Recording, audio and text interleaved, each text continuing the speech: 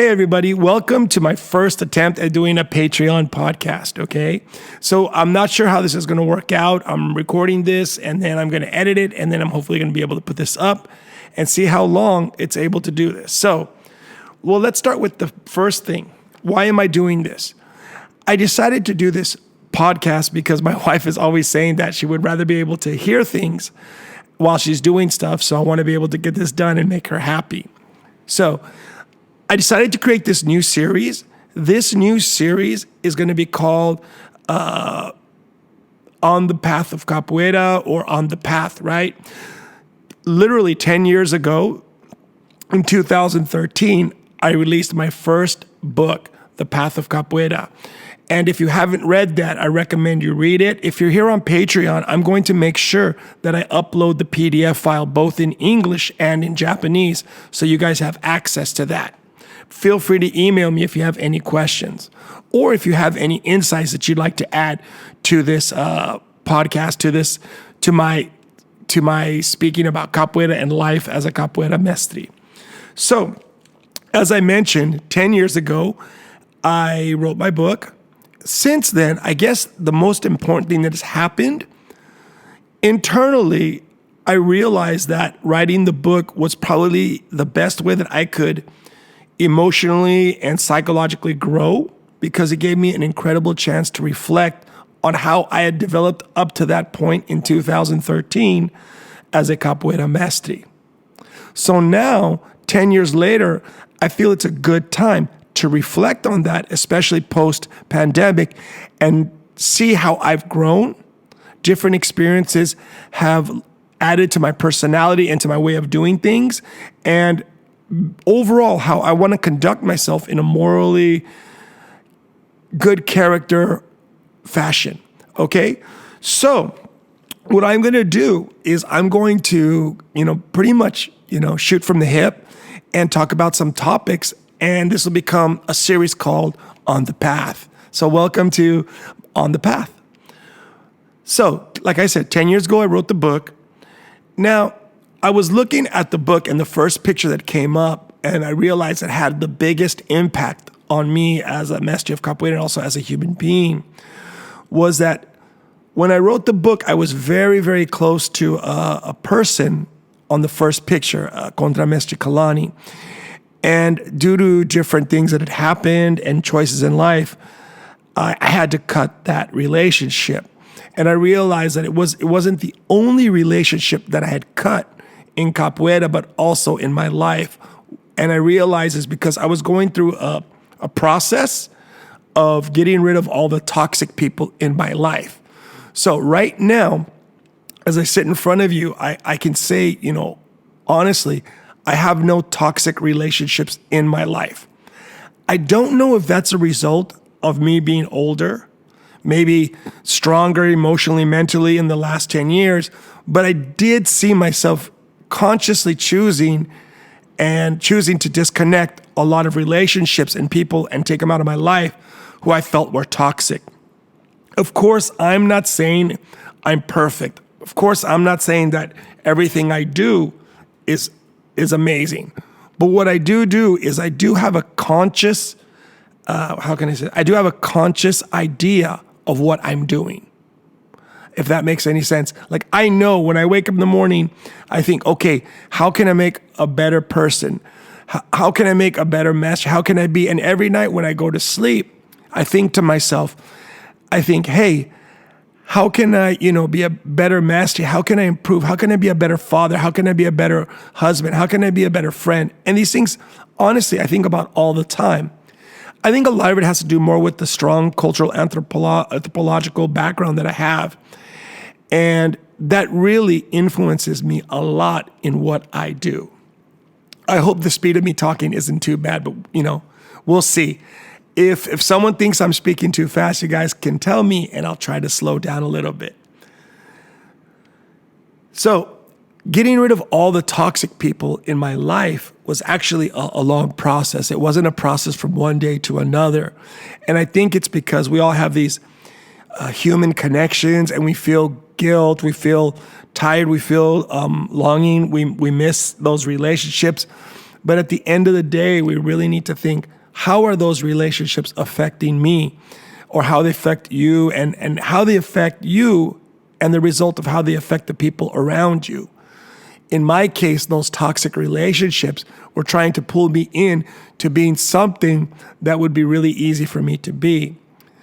In many situations, the relationships try to bring me back to regress into a very, in a very ghetto way of behaving, something that I was raised from, right? I remember growing up in San Diego, South San Diego, and one of my greatest fun, I guess my most fun experiences was we grew up right on the border, and it was amazing. There was I want to say San Isidro Dairy Farms. Dairy Road was like a big road, and it was literally like a stone's throw from the Mexican-U.S. border. At the time, it was just a fence, right? We're talking in probably the 1970s, early 80s, and my mother's friend had a house that was literally like, I don't want to say, I can't even say. I mean, it was in a really undeveloped area of the border, more towards like right behind the dairy farm. Actually, we would go down to the dairy farm and look at the cows and all that stuff. And the house was, it's hard to remember, but I would say it wasn't 100 yards from the Mexican border. So at night, you would see those images. I don't know if you ever watched Born in East LA, but the waves of humans just coming, from across the border. And I mean, I grew up with that. At the same time, there were giant holes under the fence. It was just one of those regular wire fences. There was nothing like it wasn't going to keep anybody out. And growing up really, really low income or below the poverty line in the United States, the $1 that I could get my hands on for doing whatever, when I had a little bit of money, my friend and I, when I was staying at his mom's house, which is my mom's friend's house, we would go under the fence and we would go into Mexico. It was just a highway. That was the scariest thing, right? We were like, 9, 10. And we would go under the fence and cross the street, and I could still visualize it. And there was a little candy store or like little convenience store, right? And it was just such a magical experience. I remember buying fireworks and bringing them back into San Diego. That was crazy. And we would shoot them over the cows. It was one of those Roman candles. Like, it was a stick. And when you light it, fireballs would like shoot out. I mean, when you're like 10 years old, that's like, it's magic and it's wild. And, it's dangerous now that I think about it. But, I was 10. I didn't know what I was doing.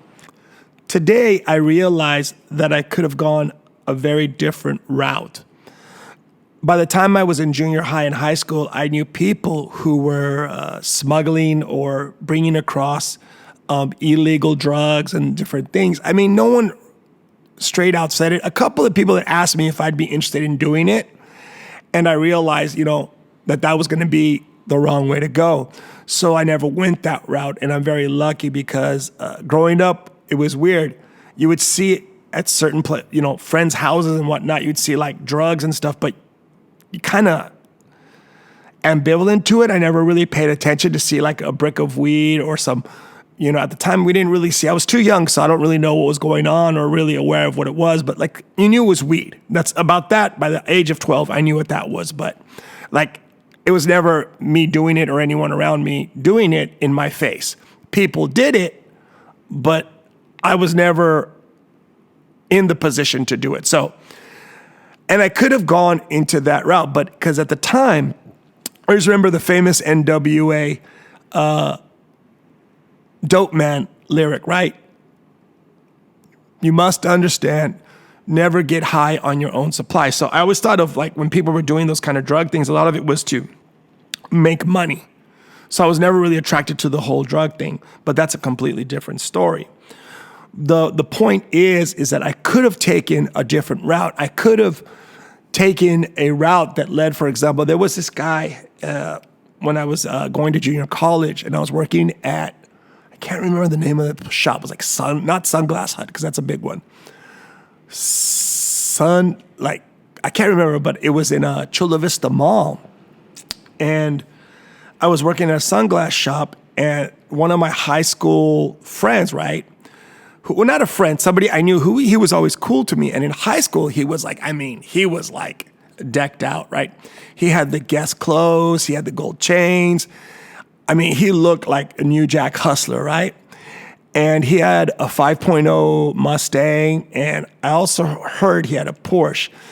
And I just knew that it was coming from doing something illicit, that he was doing from drug dealing. And I guess this is one of the main points and the main reasons why I never decided I'm going to go down the path of doing something criminal. And I'm talking about this now because at the time it was so within my reach, if I think about it, and how I dodged so many bullets not going that route. And later I'll tell you guys about why I quit high school and all the stuff that was going on, because this podcast or this talking is also going to be a way for me to help better explain to you all the situations that added to my life, good and bad. But I'm a person who really, really believes that I wouldn't change anything, because I am here with my amazing family, my friends, and my Capoeira Academy because of the choices that I've made. Okay, so back to this story.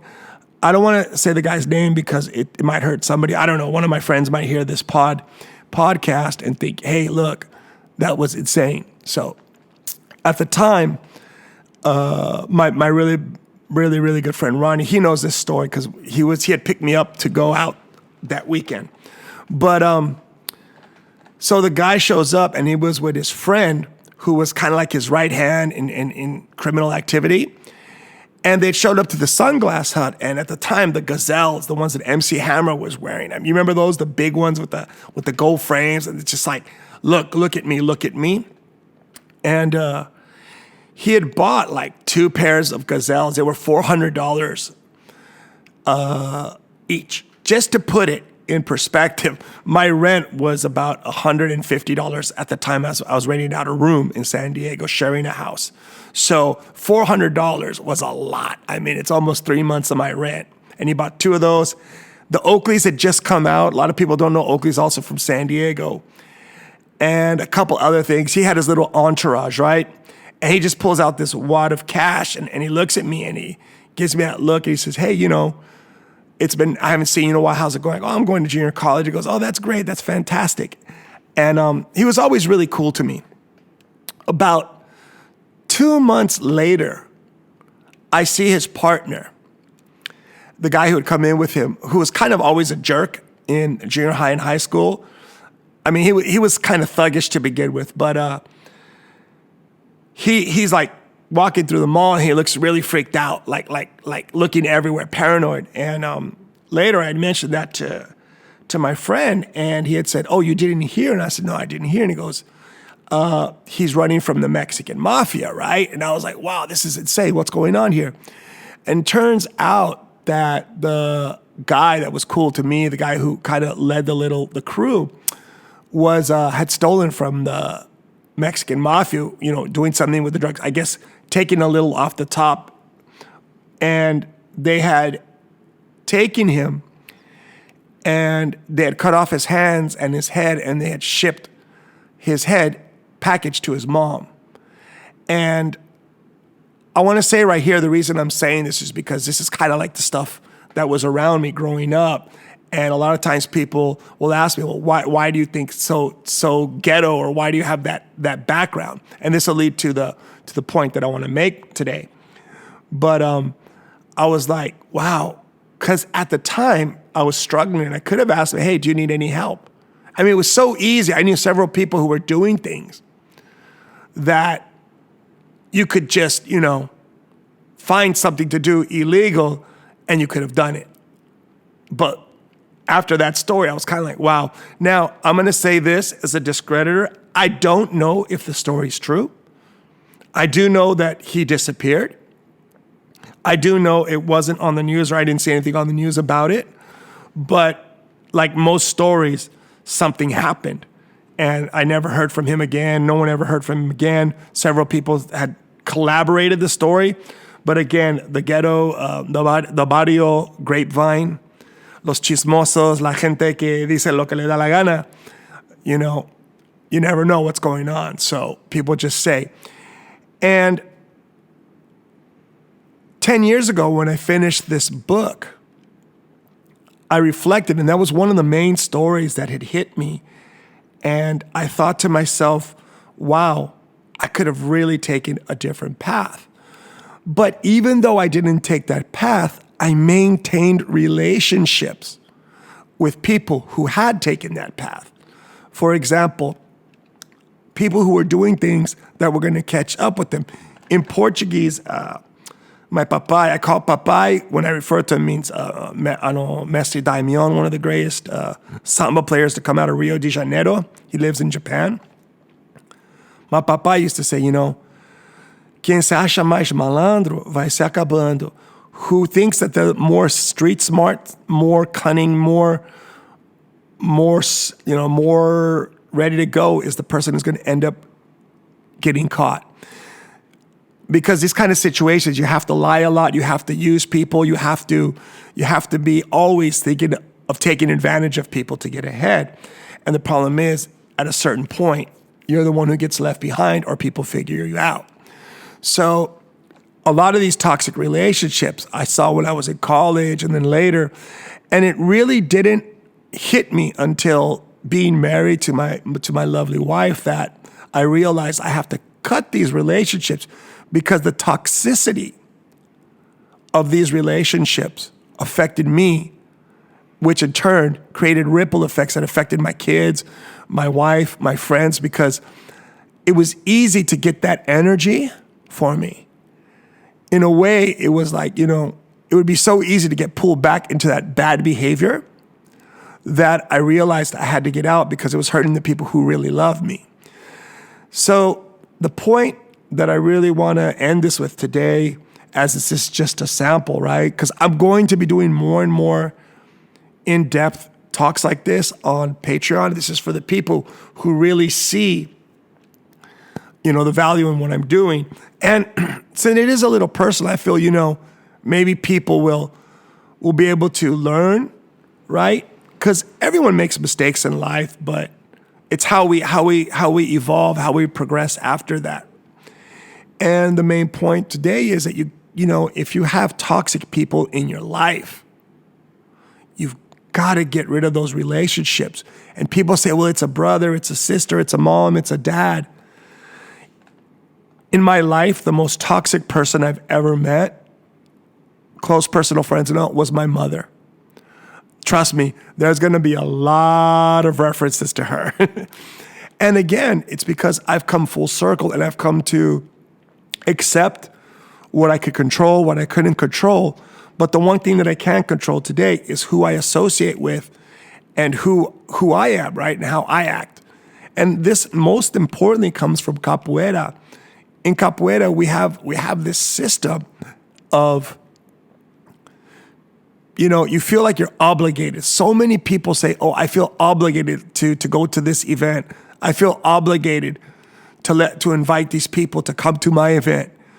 And then later, it's just complaining about how bad the event was or how bad the people were, especially in Capoeira. Because remember, in Capoeira, we're generally dealing with people who aren't from a first world country. It doesn't mean Brazil is bad. I love Brazil. I love Brazilian people. I'm doing it all. And I'm hoping that through this, people can understand that today, you know, as a master of Capoeira, I live through Brazilian culture and I live through Capoeira culture. I would say more Capoeira culture than Brazilian culture.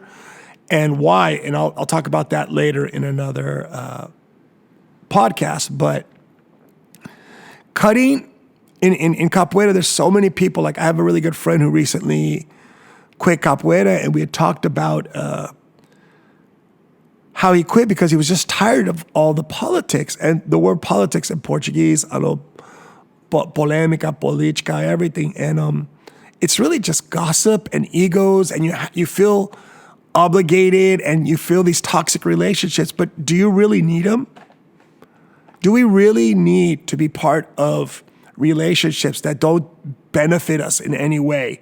And when I mean benefit, because that's what a relationship is. It's about getting something, right? Or giving something.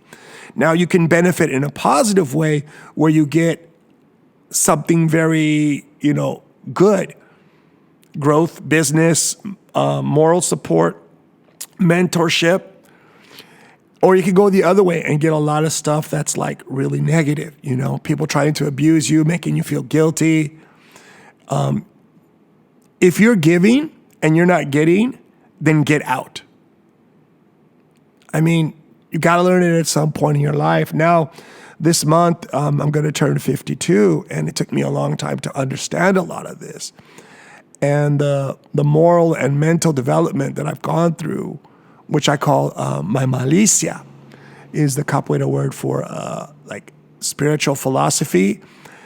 And it took a while. But here I am today, cut a lot of the toxic relationships and moving forward. Okay, guys, let me know in the comments when I post this, what do you think about this podcast? Do you think it's a good idea?